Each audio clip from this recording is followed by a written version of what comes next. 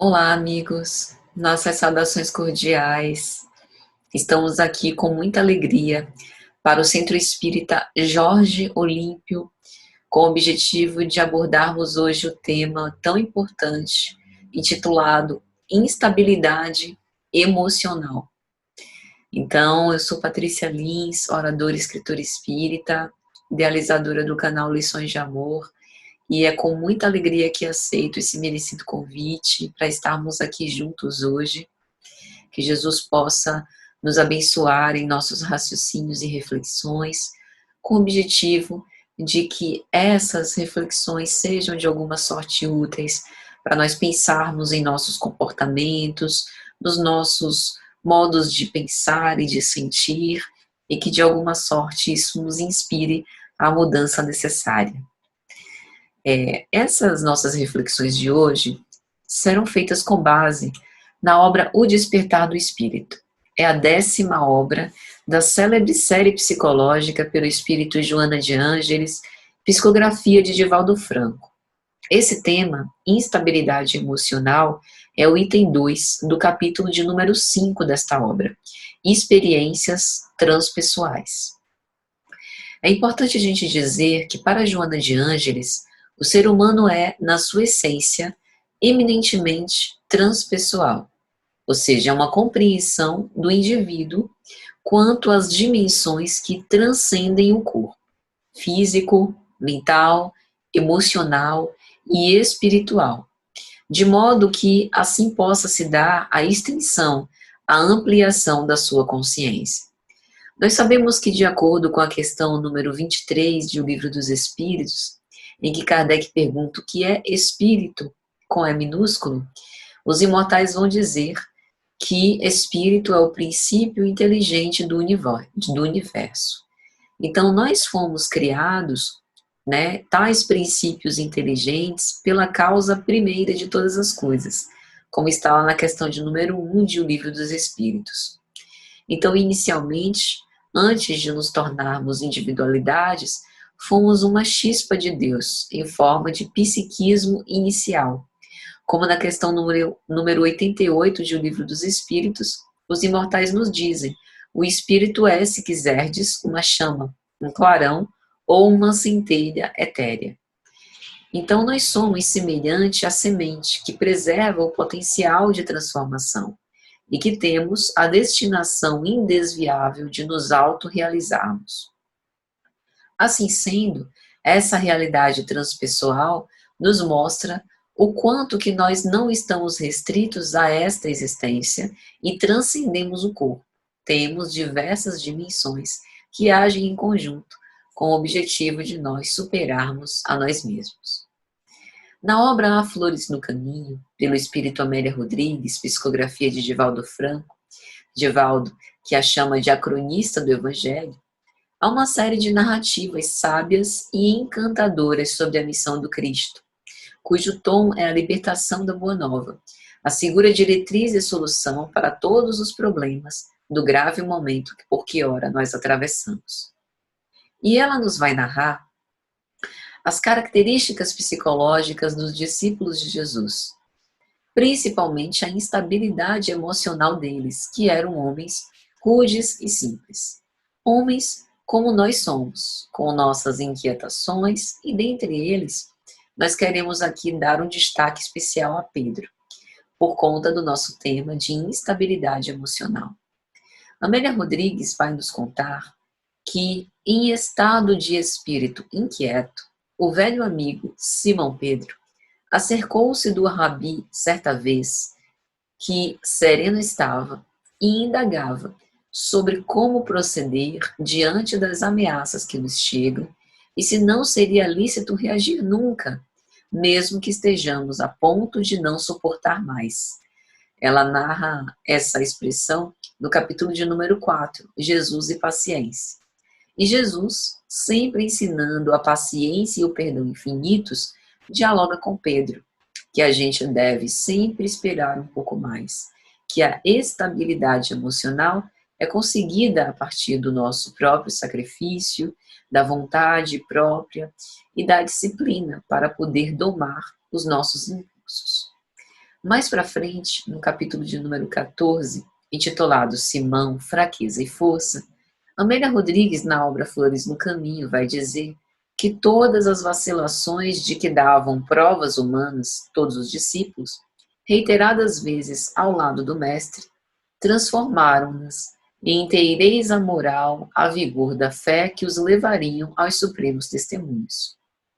Por mais que nós tenhamos essa condição humana ambígua e, portanto, titubeamos, hesitamos, vacilamos, os próprios discípulos, após a morte e ressurreição do Cristo, mostraram o quanto trabalharam em prol da construção e da perpetuação do Evangelho de Jesus nos corações humanos, o quanto foram bons semeadores e sustentaram, fortaleceram os seus irmãos, que nós, após o trabalho dele como precursores, seguimos atrás, e o quanto que a fé nos deve sustentar nesse processo. Ela vai dizer, ainda nesse capítulo, que essas vacilações de que eles davam provas era justamente aquilo que os levariam aos supremos testemunhos. E não é à toa que o próprio Cristo, conforme está narrado no Evangelho de Lucas, capítulo 22, versículos 31 a 32, disse certa vez a Simão Pedro: Simão, eis que Satanás vos pediu para vos cirandar como trigo, mas eu roguei por ti, para que tua fé não desfaleça. E tu, quando te converteres, fortalece teus irmãos. Ou seja, por vezes nós seremos tentados, porque é necessário que a gente prove e testifique a nossa fé. Mas, desde que os nossos sentimentos estejam pautados no bem, nós sempre estaremos convidados, protegidos, rogados pelo próprio Cristo, para que a gente permaneça firmes na fé, para que a nossa fé não desfaleça e assim nós consigamos fortalecer os nossos irmãos. Amélia vai continuar dizendo nesse mesmo capítulo que porque identificava a natureza humana fraca do apóstolo querido, Jesus permitiu que ele fosse visitado pela tentação, lecionando humildade e submissão a todos os estudiosos da Boa Nova. É muito importante a gente saber disso, mesmo porque no Pai Nosso a gente já sabe, livrai-nos de cair nas tentações, não nos deixeis cair nas tentações. Ou seja, as tentações vão ocorrer, mas que nós tenhamos força e coragem moral suficiente para resistir. É importante pensar sobre isso porque nós não somos prediletos, não estamos em regime de exceção. E é importante pensar que a instabilidade emocional é um processo esperado do aperfeiçoamento moral, mas não é por isso que é um processo banal que deva ser ignorado. A gente precisa lutar com todas as forças para que nós construamos uma estabilidade emocional. É uma etapa importantíssima a ser vencida para a conquista da nossa maturidade psicológica. E Joana de Ângeles, voltando ao nosso livro, O Despertar do Espírito, vai nos apontando as causas. Os vícios mentais, diz ela, e as fixações danosas, que procedem das existências espirituais anteriores, vão se integrando de tal forma ao eu profundo que se manifestam de forma perturbadora, com síndromes variadas de desajustes emocionais, psiquiátricos e orgânicos. Mediante uma delicada comparação, Jesus se refere ao tesouro adormecido do inconsciente profundo, falando dos conteúdos transcendentes de que somos portadores, ao afirmar que a semente que não morrer não viverá. Então nós já sabemos que nós não somos apenas a consciência, pelo contrário, o inconsciente nos dirige, nos governa. Nós já sabemos que no inconsciente ele exerce uma influência poderosa sobre a nossa vida, sobre as nossas emoções, sobre os nossos comportamentos e atitudes, sem necessariamente ele precisar ser abalizado pela nossa consciência. Jung chama de inconsciente pessoal esse conjunto do material esquecido ou reprimido, o que o ego ou o eu não suporta, desempenhando um papel fundamental na produção dos sonhos, que abarca vivências, emoções e sentimentos do próprio indivíduo ao longo da sua história. é o inconsciente freudiano, esse consciente pessoal junguiano. E Jung também adiciona um outro conceito, eu cito Jung porque ele é citado enquanto fundador da psicologia analítica por Joana de Ângeles, nas suas obras da série psicológica, dentre outras escolas psicológicas que ela também cita. Para Jung, o inconsciente coletivo consiste na herança espiritual da evolução da humanidade, nosso legado mais arcaico, proveniente dos estratos mais profundos da psique, nos quais estão as vivências primordiais da humanidade como um todo, inerentes ao psiquismo de cada ser humano. É nessa segunda dimensão do inconsciente que se encontra a fonte da imaginação criadora, que se exprime nas imagens arquetípicas presentes nas mitologias de todos os tempos. Então, diante disso, nós percebemos que o nosso inconsciente profundo é onde estão gravados todos os conteúdos originários das múltiplas experiências, que aos poucos vão ser integrados ao nosso eu profundo. E ao longo dessas existências, eventualmente eles podem ser evocados à consciência, nos permitindo compreender as relações neuróticas que nós estabelecemos com o nosso mundo externo.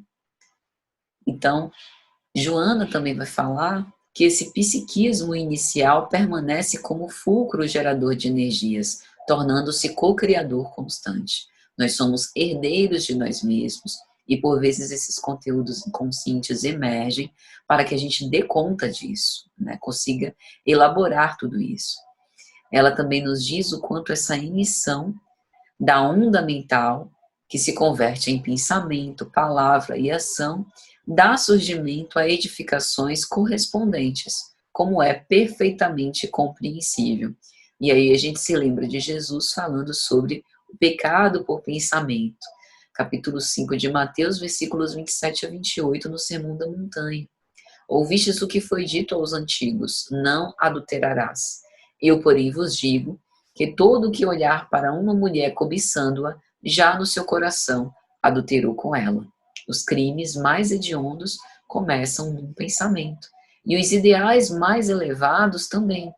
A gente sabe que em O Livro dos Espíritos, na questão 649, os imortais vão dizer que adorar a Deus é elevar os pensamentos a Ele.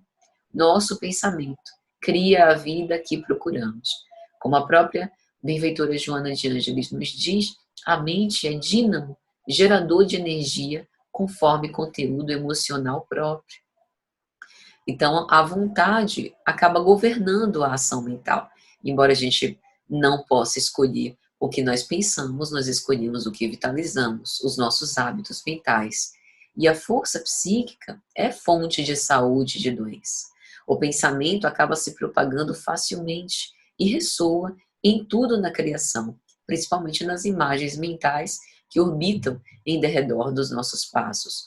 Recordemos que na obra Evolução em Dois Mundos, pelo espírito André Luiz, ele vai dizer, nessa substância original, ao influxo do próprio Senhor Supremo, operam as inteligências divinas a ele agregadas, em processo de comunhão indescritível, falando sobre a gênese espiritual, a gênese material do próprio Borbe, que as entidades angélicas se associavam por pensamento a Deus para todo esse tipo, né, de criação copartícipe. Então, isso significa que realmente o pensamento é dínamo gerador de vida. Quanto mais vitalizada uma ideia, mais ela é predominante. Aí a gente pode imaginar o quanto que é atormentador a gente nutrir pensamentos de raiva, ódio, indignação, que só nos destrambelham psiquicamente, nos desarvoram e nos desestruturam, trazendo instabilidade emocional como um dos seus sintomas mais crônicos. Então, nós estamos sendo convidados a uma nova conduta moral, sob inspiração do Cristo, não alimentar angústia, melancolia injustificáveis, pois essas são atitudes infelizes que acabam nos desorganizando psiquicamente, agredindo o patrimônio da vida. Devemos, sim, aceitar a realidade que se nos apresenta e trabalhar a nossa realidade moral dentro daquilo que for possível, nas condições que a gente tem para fazer o que é possível, o máximo que pode ser feito. Essa nossa realidade moral pode produzir, quando não edificante, já bem trabalhada, lesões degenerativas nos tecidos sutis do perispírito, que acaba se desorganizando molecularmente, perdendo a sua harmonia. Joana de Ângeles vai apontar que essa desarticulação somente se recomporá quando o eu consciente houvesse perdoado do incidente, mediante a reparação dos danos causados e dos sentimentos feridos. Essa culpa não liberada acaba acabrunhando e desarticulando os mecanismos da fraternidade, tornando-o doente, arredio e triste, quando não infeliz e desmotivado, empurrando-o, dentre outros, para a depressão. E quanto mais a gente se percebe culpado, mais ficamos sujeitos às consequências do ato nocivo que está inscrito na memória. E isso se transforma em instabilidade emocional, insegurança comportamental, temor de sermos reconhecidos e desmascarados. É como se a instabilidade emocional fosse uma reação desesperada de alguém que sofre e se sente perdido de si mesmo, como se achasse que não tem mais o que fazer. E aí a culpa acaba se apresentando como resultado dessa raiva que alguém sente contra si mesmo, voltada para dentro, em forma de sensação de algo que foi feito erradamente. É como se nós fôssemos criminosos esquecidos do nosso próprio crime, mas não da nossa culpa. Daí o castigo de carregar e arrastar essa consciência pesada. Na obra Rejubila-te em Deus, Joana de Ângeles vai dizer que, deixando-nos arrastar pelas heranças ancestrais, ao analisar os valores em que nos sustentamos, abrimos espaço para a culpa, que se manifesta como um conflito de remorso, de insegurança, de mal-estar, numa necessidade inconsciente de autopunição. Importante não perder de vista que a culpa pode ter raízes nesta mesma existência, e em muitos casos a tem. Como a própria Joana nos elucida, duas são as causas psicológicas da culpa. A que procede da sombra escura do passado, da consciência que se sente responsável por males que haja praticado em relação a outrem, e a que tem origem na sua infância, como decorrente da educação que lhe foi ministrada. As infâncias, coarquitadas pelos abusos dos pais, excessivamente exigentes e castradores, sob o pretexto de ensinar bons modos, de ensinar a se comportar direitinho, o que é diferente de uma boa formação educacional, que impõe limites pela disciplina e pela autoridade natural, respeitando o indivíduo, mesmo que seja uma criança, e não uma falsa ou pretensa autoridade imposta pelo medo e pelo castigo. As infâncias que não tiveram oportunidade de errar, de bagunçar, de cair, de tentar, de sujar, de experimentar a criatividade, de serem também insuficientes, porque precisavam sempre corresponder a um modelo preconcebido de atender ao narcisismo dos seus pais. Ou seja, mesmo contrariada, a criança não pode reclamar. Sente que não pode ser ouvida, fica envergonhada, não tem espaço para opinar e se posicionar, não tem direito a escolher, não é vista como protagonista no próprio processo de ensino-aprendizagem.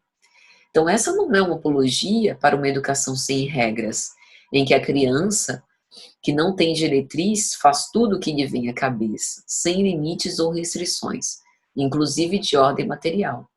Mas essa invalidação da voz infantil, como se tudo que viesse dela, suas ideias, seus interesses, sua espontaneidade, fosse desconsiderado ou sem valor, é pernicioso.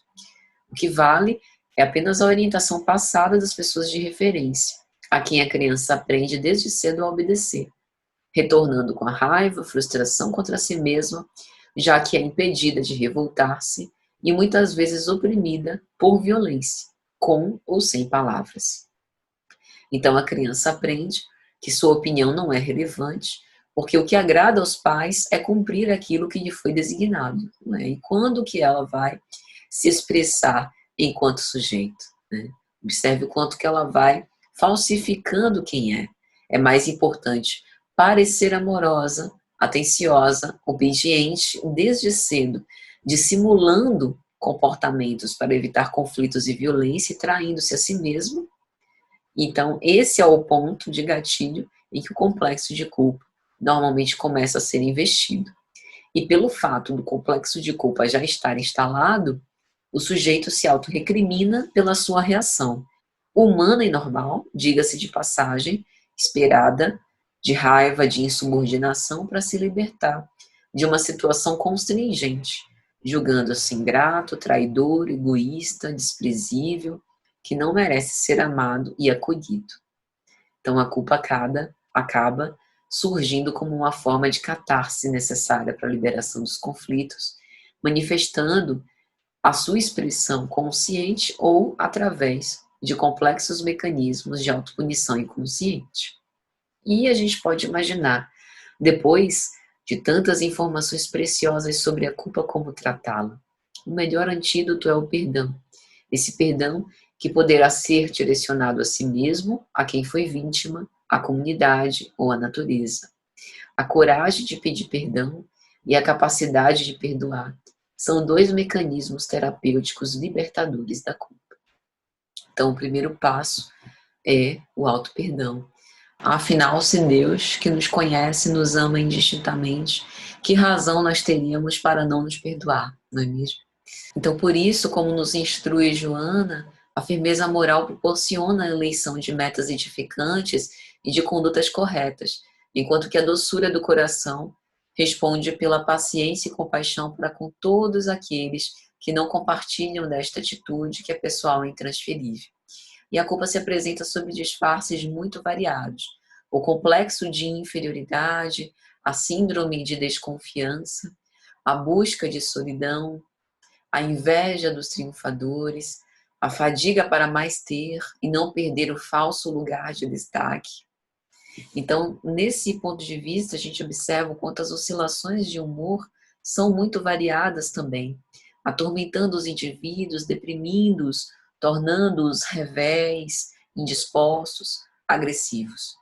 São espécies de tempestades emocionais que terminam por afetar a conduta, como uma impressão dos conflitos nos códigos genéticos como fatores predisponentes para o desenvolvimento de certos transtornos. Então, é muito importante a gente observar isso. A causa é, de fato, um destrambelhamento moral, uma certa... Então, esses transtornos têm como causa raiz um problema moral, uma questão que precisa ser reparada perante a lei.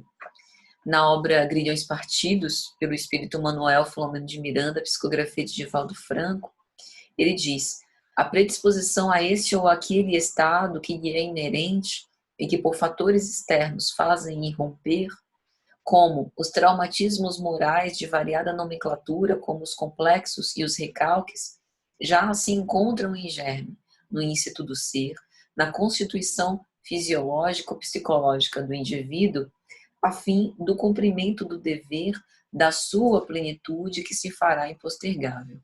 Então, o que a gente chama, né, em termos psicológicos, psicanalíticos, como complexos, como transtornos de personalidade, né, como retorno do recalcado, são, na verdade, todos esses conflitos impressos nos códigos genéticos por conta de serem dramas morais, né, que desarmonizaram o modelo organizador biológico perispírito e que, portanto, eles imprimiram na carne, no código genético, na hereditariedade, fatores predisponentes para o desenvolvimento de certos transtornos, a produção de certas distonias emocionais.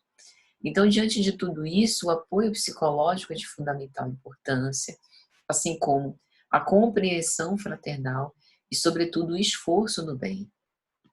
Joana nos elucida como cada indivíduo é portador da herança dos próprios atos, que passam a constituir o patrimônio da evolução permanente.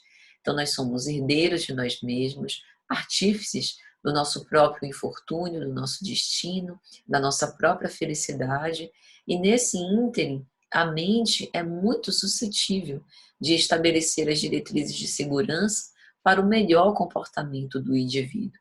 Por isso, a importância de nós cuidarmos dos nossos pensamentos e buscar não vitalizar pensamentos afins com a erraticidade inferior. E enquanto não for liberada essa catarse, né, esse afeto, esse conflito, enquanto não seja realizada essa reparação do mal praticado, o inconsciente vai impor esse mecanismo psicológico punitivo, exigindo a harmonia das correntes vibratórias que harmonizam o perispírito.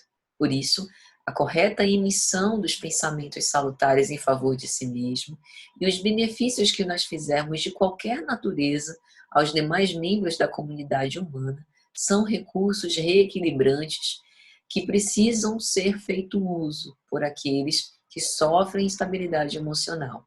Essa é a chamada conduta autoterapêutica. Eu faço o bem nas condições que eu tenho, dentro da minha família, dentro do meu grupo social, na minha atividade profissional, com o objetivo de ir reparando a muito e pouco todas essas distonias emocionais. É isso que colabora para a reabilitação moral do equivocado.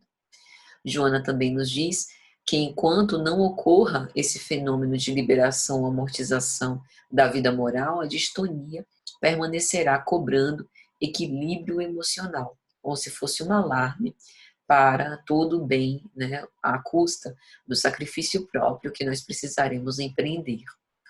Joana também nos adverte que nem sempre o paciente detecta o fator desagregador do conflito, tendo necessidade de uma ajuda especializada que o irá conscientizar da necessidade de se conceder o direito de errar, mas também o dever de se recuperar. Então, a partir disso, terá um convite para a renovação das ideias, para o cultivo de novos hábitos mentais, a superação de todas essas heranças atormentadoras e alguns fatores psicossociais de relacionamento, como a gente já falou, né, que a culpa também tem raízes atuais, a mãe superprotetora ou castradora, o pai negligente ou agressivo, também são fatores distonantes, mas não são responsáveis por tudo. Quando há essa predisposição, esses fatores ambientais, circunstanciais, culturais, acabam desencadeando a instabilidade emocional num sentido crônico. Mas nós podemos buscar o fortalecimento através dos recursos de amor e educação. Joana nos adverte que essa instabilidade emocional na consciência atual é controlada pelo superego, com suas imposições autoritárias do faça ou não faça, permitindo-se o atributo de ser o juiz que pune quando desobedecido, representando o pai tirano interiorizado. Aqui ela está fazendo uso de um conceito da psicanálise. Na virada de 20, em 1920, na sua segunda tópica, Freud apresenta uma configuração de instâncias psíquicas para explicar as forças que agem no psiquismo humano. E ele havia aproximado o id, numa das primeiras instâncias, a uma ideia de repositório de impulsos caóticos, arena de forças psíquicas, ou local de representações da pulsão. Ao eu ou ao ego, outra instância, havia atribuído a função de autoconservação e mediação do id com o mundo externo. Ele seria um centro de tomada de decisões e articulação de afetos. E ao supereu, ou ao superego, citado por Joana, a instância reguladora, censuradora, a função simbólica que organiza o desejo, representante da censura, imposta pela cultura e desenvolvida por influência das figuras parentais e dos seus substitutos. Então, nessa luta, como Joana vai dizer, o ego cede lugar ao superego para controle da situação, empurrando-se para a indecisão, para a instabilidade. Então, o que a gente faz, né? Para, digamos assim, tentar controlar um pouco mais e vivermos mais pacificados. Essa terapia de autossegurança e equilíbrio deve trabalhar a autoconfiança do paciente, que passa a assumir a responsabilidade dos atos executados. Deixa de dar tanto valor a esses ideais que foram tão importantes para a sua vida e que devem continuar como referência, mas não como juízes e censores implacáveis. A partir desse momento, o sujeito, quando passa a recuperar a sua própria capacidade de expressão, de escolha, de conduta, quando se responsabiliza pelos seus atos, começa a ter o anelo pela alegria e a consequente busca do prazer. do prazer não pelo prazer, mas do prazer estético, do prazer de viver, tendo a sensação de que agora consegue ter um pouco mais de forças para vencer esse padrão emocional. Por isso o recurso de base é tão importante. E essa revolução terapêutica constitui um grave esforço de que, inevitavelmente, ele gostaria de se poupar, mas quando percebe que tem outras pessoas que o ajudam, isso de certa forma o encoraja. E cada bom resultado, por cada boa resolução levada adiante e consumada, vai gerando mais vitalidade e coragem para tentames mais audaciosos, que redundarão em autoconfiança para uma existência saudável. Então é preciso começar e enfrentar o medo, colocar-se nas experiências, né? Absolver-se da culpa por errar. Entre os complexos mecanismos psicológicos da instabilidade emocional, como Joana vai nos dizer, está embutido o medo, sob disfarces muito cuidadosos, principalmente dizendo respeito àquela criança que foi atormentada, que foi ferida e que busca por acolhimento, reparação. Por isso, falamos tanto da necessidade de auto-perdão, autoaceitação, autoacolhimento. Então, a maturidade psicológica é um posicionamento do ser, na verdade, um processo de aperfeiçoamento que o faz aceitar as ocorrências infelizes e ingratas, né, do mesmo modo, fazendo com que o indivíduo se sinta pleno mesmo quando as condições e circunstâncias não se lhe apresentam como ideais, porque sabe que todo empreendimento exige tempo e oportunidade. Quando passa a estar emocionalmente estável, não se exalta perante o sucesso, nem se deprime perante o fracasso. Consegue ser o mesmo em todas as situações. Então, para que a gente possa alcançar essa estabilidade emocional, nós precisamos parar de nos condenar por um sentimento que não seja socialmente aceitável, como, por exemplo, viver a tristeza, viver o luto. Desse modo, a gente se torna mais restritivo e superficial. Precisamos acolher e agasalhar quem efetivamente nós somos, porque os sentimentos agressivos e prejudiciais aos outros, por exemplo, eles não devem ser reprimidos. Também não vão ser expressados, senão nós espancaríamos todo mundo de quem não gostamos. Mas eles podem ser orientados pelo controle dos pensamentos, antes que se transformem em sentimentos que atinjam a superfície do corpo. Esse processo de autoconsciência vai conduzindo o indivíduo à compreensão de como deve agir dentro dos códigos sociais, de ética, de interrelacionamento pessoal, estruturando a sua personalidade e a sua estabilidade. Portanto, liberar o inconsciente da culpa, mediante uma nova compreensão da existência humana, é o nosso final, é o nosso objetivo, pautado no autorrespeito e na consideração por todas as coisas. Que possamos aprender com o próprio Pedro, tão instável emocionalmente, e à custa do trabalho, né, de submeter-se com humildade aos desígnios do Pai, indo em determinados momentos a lugares onde ele não desejava ir, mas que precisava realizar o seu papel, foi construindo não apenas essa comuna cristã, né, funcionando como pedra angular da primeira igreja cristã primitiva, mas foi construindo um amadurecimento psicológico próprio, construindo a sua própria estabilidade emocional, se tornando referência para tantos, inclusive para nós mesmos. Portanto, é um esforço plenamente possível. Então, meus amigos, é mais ou menos isso. Na esperança de que tenha sido de alguma sorte útil, nossos votos de muita paz. Um grande abraço a todos.